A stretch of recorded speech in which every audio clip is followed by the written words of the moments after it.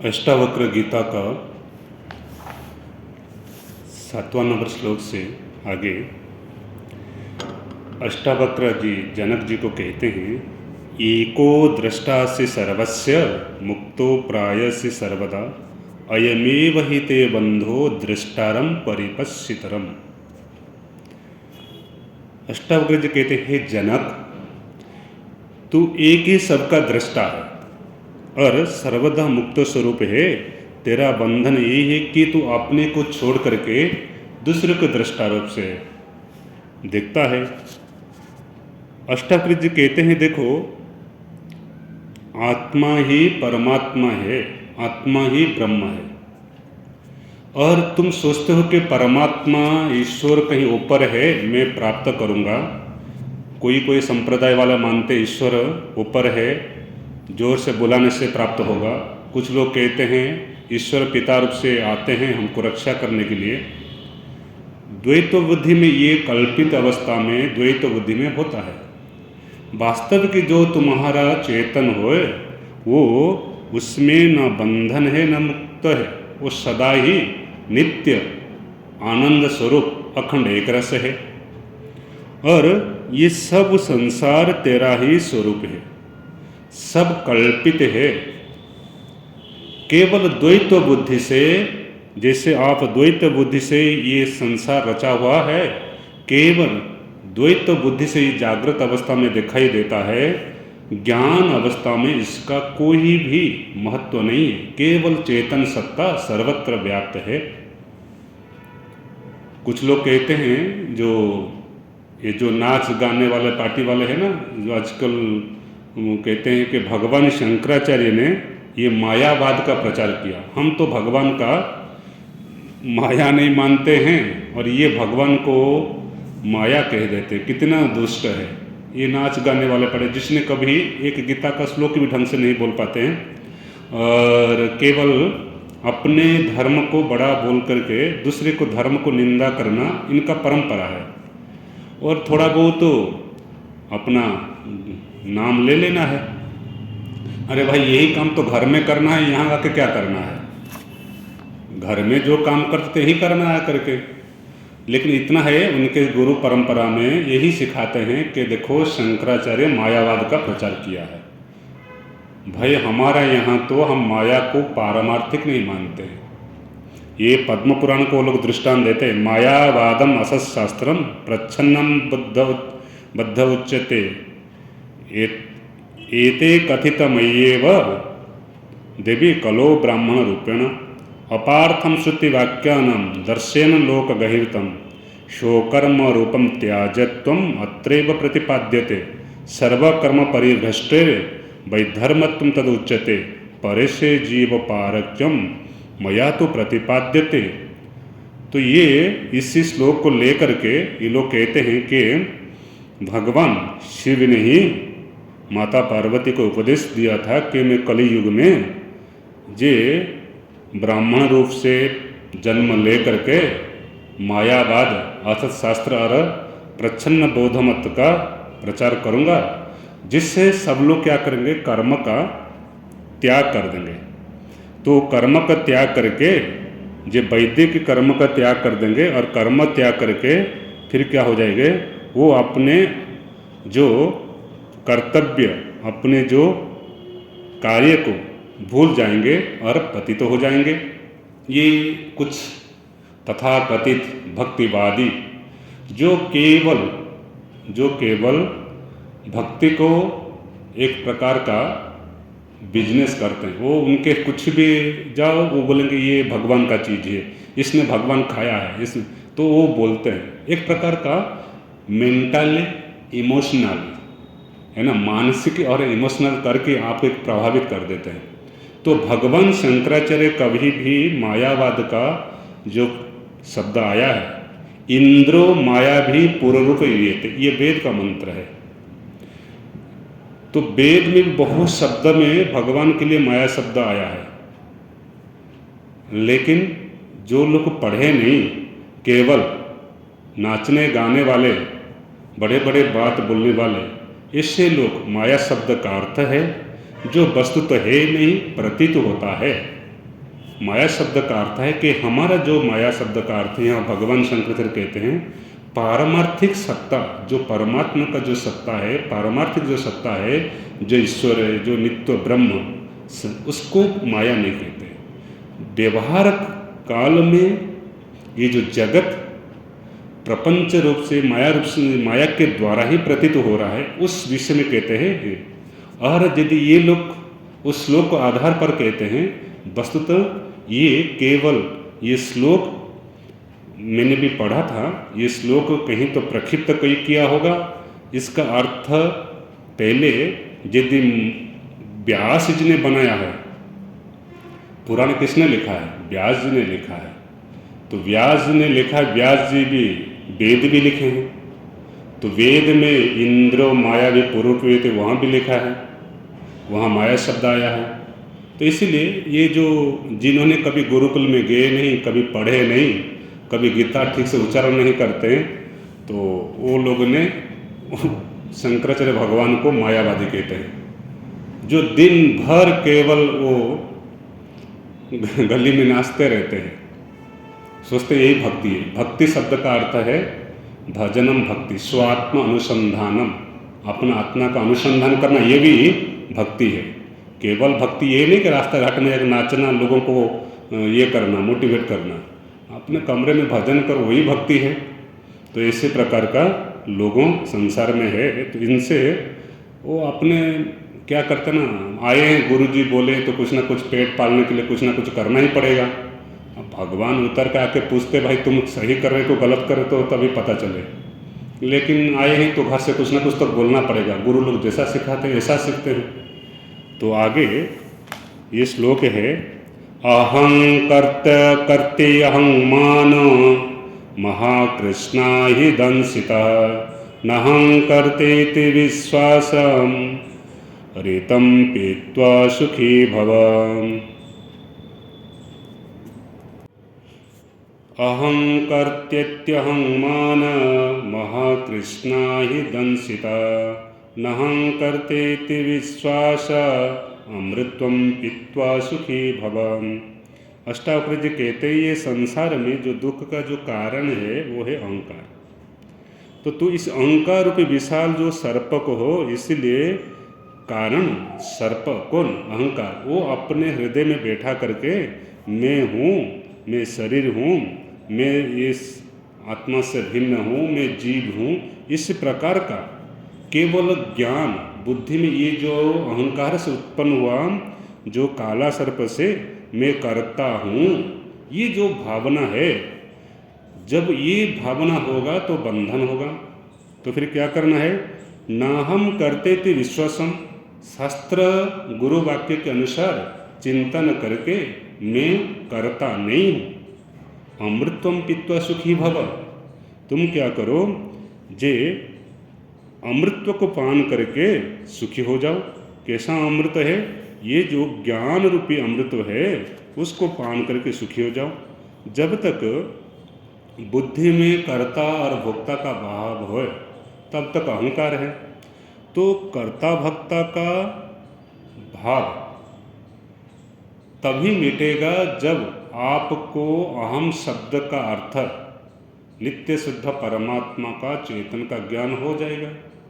तो अष्टावक्र जो ये उपदेश करते हैं कि जीव स्वभाव से मुक्त है, लेकिन कर्म, अभी मैं किसी एक द्वैतवादी ने, उनका मैं पढ़ रहा था, इसने लिखा है कि भगवान शंकराचार्य ने विवेक चूड़ामणि में 188, 340, 340 श्लोक में कहते हैं जीवन के आदेश और कर्तव्य, कार्य और विषयता को भूल जाता है, शरीर से संबंधित है, इसलिए स्वयं रूप से, मतलब जो अपने जीवन को कार्य और अपने कर्तव्य को भूल जाता है। अरे भाई, कभी विवेक चूड़ामणि पढ़ा है? ऐसा लिखा है, मैंने गूगल से पढ़ा था, कोई उसका नाम तो क्या है पता नहीं। तो ये जो द्वैतवादी लोग जिनको संस्कृत उच्चारण नहीं करने आता, वो कभी गुरुकुल पढ़े नहीं, वो विवेक चूड़ामणि के ऊपर ऐसा अर्थ किए हैं।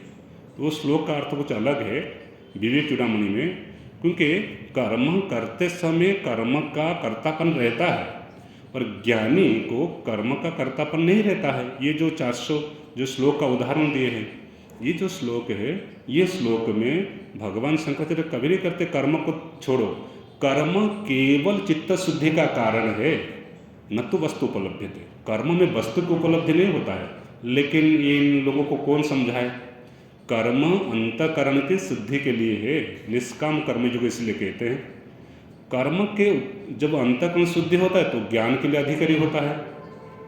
अभी आगे ये कहते हैं, एको विशुद्ध बोधव्यहम इति निश्चय बन्निनाम प्रजल्या ज्ञान गहनम बीत शोक सुखी भव। मैं एक हूँ, अति शुद्ध बुद्ध रूप मतलब रूप हूँ, ऐसा निश्चय रूपी जो अग्नि, वो क्या करेगा? अज्ञान रूपी वन को जला करके राख कर देगा और तुम शोक रहित हो जाओगे। ये जो अहंकार को छोड़ देने से, कर्तापन को छोड़ देने से क्या होगा? ये जो अंतःकरण में जो अज्ञान रूपी अंधकार है, जब ये अंधकार दूर नहीं होगा तभी तो ज्ञान नहीं होगा। तो अष्टावक्र जी कहते हैं, मैं विशुद्ध बोध स्वरूप आत्मा हूँ, ऐसा जब निश्चय होगा तो क्या हो जाएगा? अंधकार रूपी जो अविद्या है वो लुप्त हो जाएगा। तभी तुम अज्ञान रूपी अंधकार को नाश कर देगा कौन? ज्ञान रूपी बन्नी। अविद्या को नाश करने वाला बन्नी हो गया ज्ञान।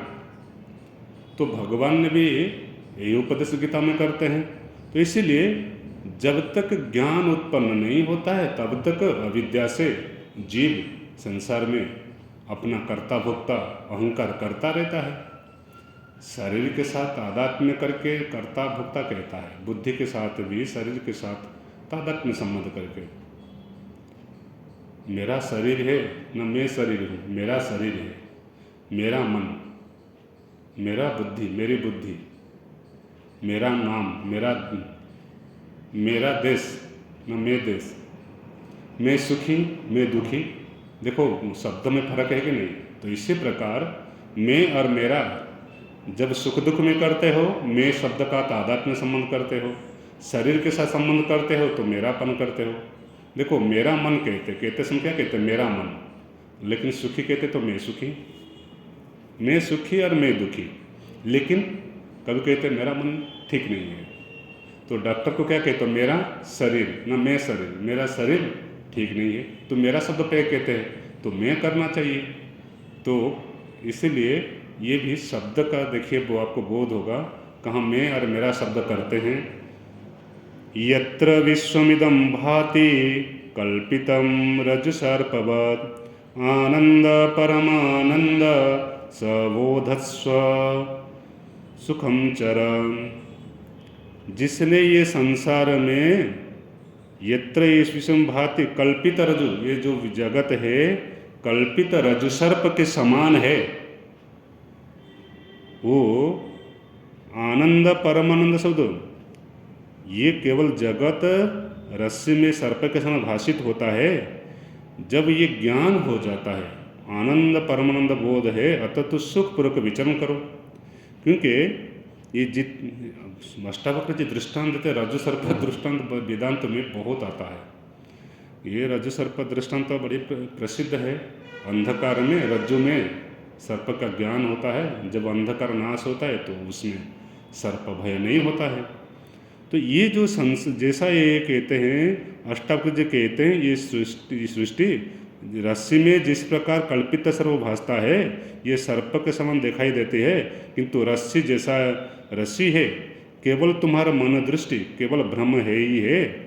ये मनुष्य मन में जैसा, इसी प्रकार ये संसार जो चैतन्य जो अधिष्ठान है उसका अज्ञान होने के कारण संसार में सत्य तो बुद्धि हो जाता है अविद्या के कारण। इसलिए ये जो मन में बैठा है क्या, ये संसार जो संसार में जो सत्यत्व बुद्धि है तभी तो मन जाता है। सत्यत्व बुद्धि होगा तभी जाएगा, यदि संसार में मिथ्यात्व बुद्धि होगा थोड़ी जाएगा। तो सत्यत्व बुद्धि है तभी तो मन जाता है। लोग कितने भी ध्यान कर लो, प्राणायाम कर लो, जप कर लो, तब तक मन ठीक है। जब उठो तो मन ऐसा ही होता है। ये आजकल ध्यान वाले भी कोई कोई यूट्यूब में बोलता है ऐसा ध्यान करो, मन को शांत करो, ऐसा ध्यान करो, मन को शांत कर दो, आकाश को देखो, नाक को देखो, प्राण को देखो। कितने मन को शांत करने में आप पूरा देखिए, यूट्यूब में करोड़ वीडियो मिलेगा, लेकिन कभी किसका मन शांत नहीं हुआ है। कैसे होगा? क्योंकि मन शांत होगा जब वासना नाश होगा। वासना नाश तभी होगा जब अविद्या नाश हो जाएगा। अविद्या नाश तभी होगा जब ज्ञान होगा। ज्ञान के लिए श्रवण, शास्त्र आदि के द्वारा श्रवण करना पड़ेगा। श्रवण करके फिर विचार करेंगे। जब मिथ्यात्व बुद्धि हो जाएगा तभी फिर मन बाहर दृश्य पदार्थ को चिंतन नहीं करेगा, देखेगा, सुनेगा, व्यवहार करेगा, लेकिन कभी उसके साथ संबंध होने पर भी जिससे अज्ञान के कारण पूर्व में सुख दुख होता था उसी प्रकार नहीं होगा। अभी अष्टावक्र जी आगे कहते हैं, मुक्ताभिमानी मुक्तो ही बद्धो बद्धाभिमान्यपि किं वदन्ति ह्य सत्येयं या मति या गतिर्भवेत्। कहते देखो, लोकवाद प्रवाद है संसार में। संसार में जो जैसा सोचता है ऐसा बन जाता है। लोग कहते हैं मुक्ति का अभिमानी मुक्त है, बद्धों का अभिमानी बद्ध है, क्योंकि संसार में ये प्रवाद है। लोक की मनंती, लोग कहते हैं जो व्यक्ति जैसा सोचता है ऐसा हो जाता है। ये सत्य, क्योंकि जैसा मति ऐसा ही गति होता है।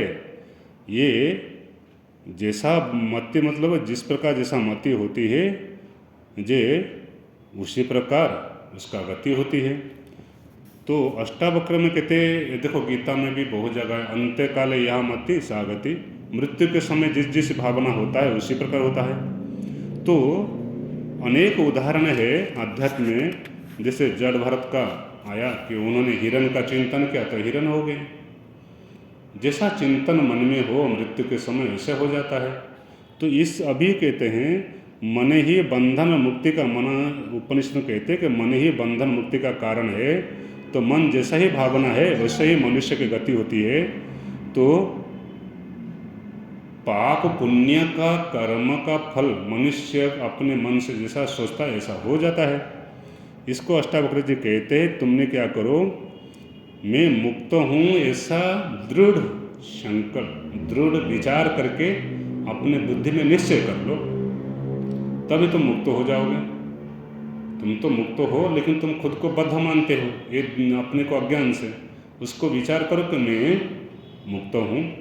ऐसा विचार करने से बुद्धि दृढ़ हो जाएगा, फिर कभी वो अपने स्वरूप से हटेगा नहीं।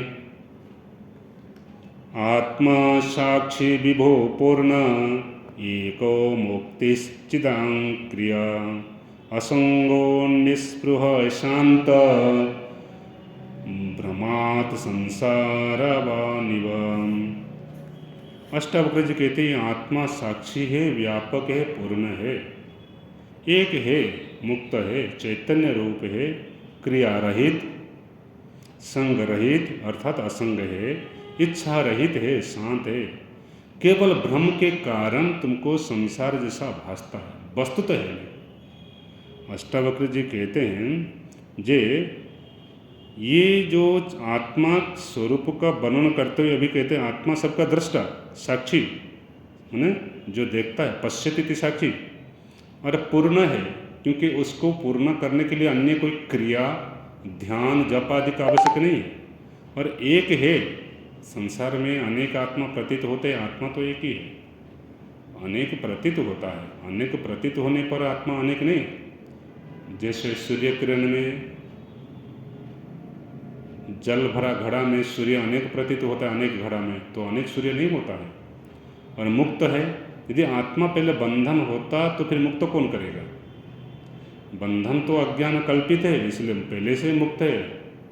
और चैतन्य रूप है, इसलिए आपके चैतन्य को होने के कारण आत्मा के संबंध से देह मन बुद्धि भी चैतन्य तो हो जाता है। आपकी कठोपनिषद में आया है जे तस्य भासम सर्वमिदं विभाति, परमात्मा के उस चैतन्य के प्रकाश से ये जगत भी प्रकाशित होता है। तो परमात्मा ये जो है केवल संसार जो है भ्रम से दिखाई प्रतीत होता है, तो ये स्वयं कुछ नहीं करता, क्योंकि इसका कोई धर्म नहीं है, संग रहित है। इसका कोई सांग साथी माता पिता भाई बहन ये सब संबंध नहीं है।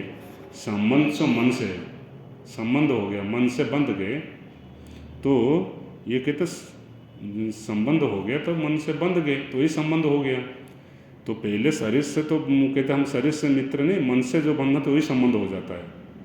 तो ये आत्मा स्वरूप जैसा दिखाई देता है, वास्तविक स्वरूप का हम नहीं जानते, इसलिए जैसा दिखाई देता है ऐसा ही दिखाई हम विचार कर लेते हैं।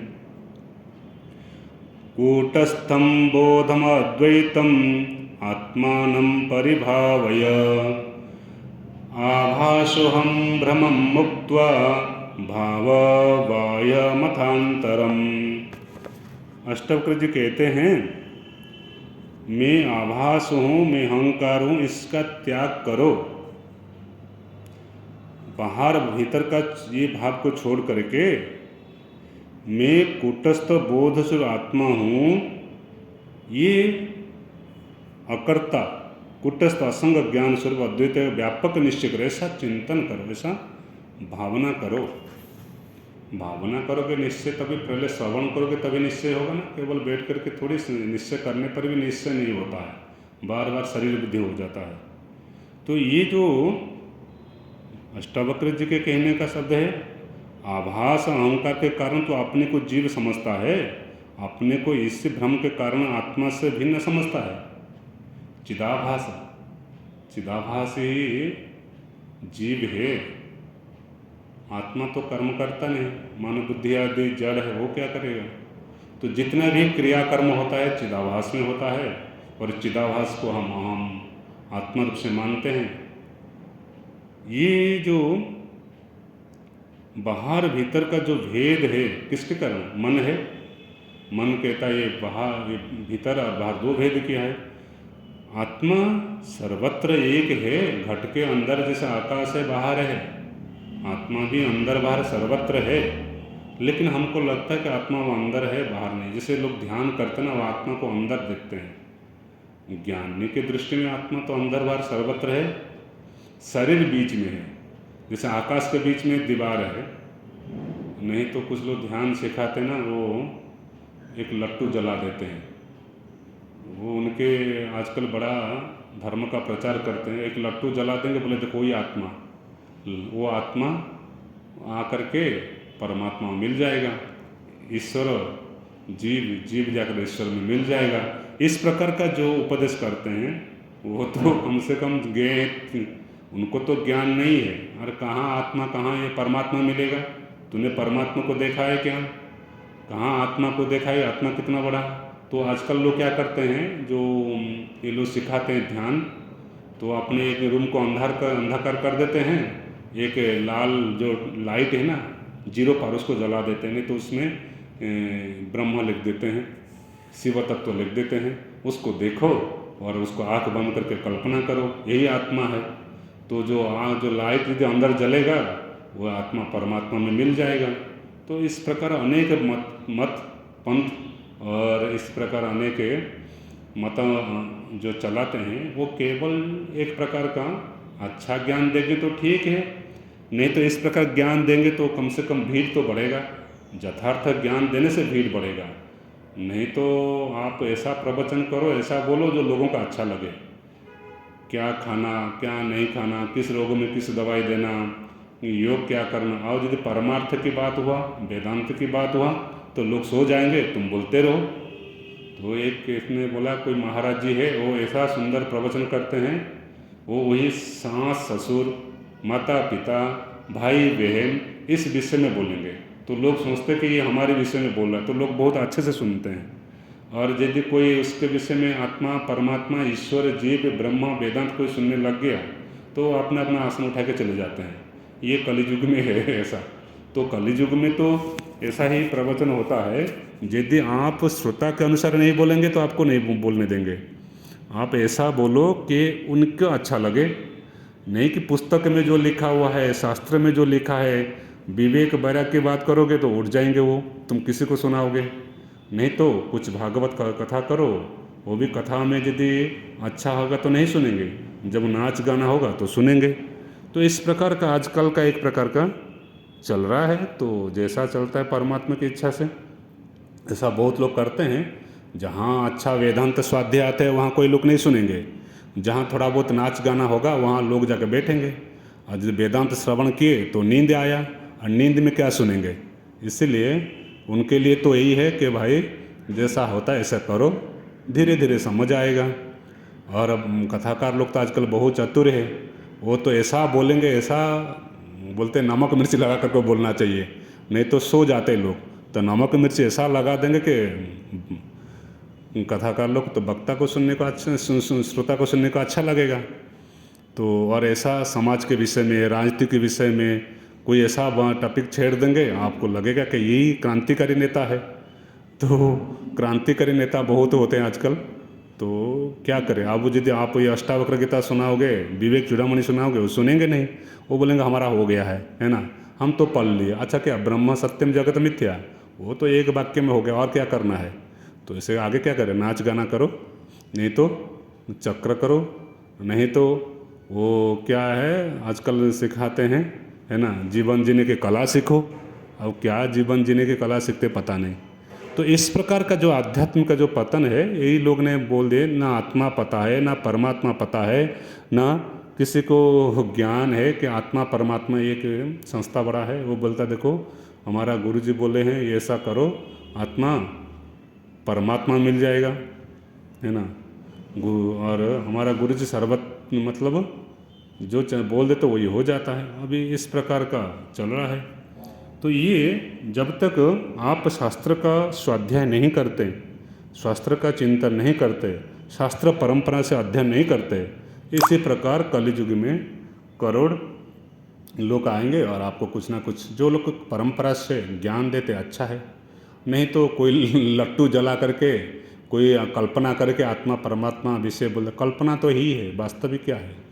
वास्तविक ज्ञान जब होगा जब शास्त्र के अनुसार आप श्रवण मनन करेंगे।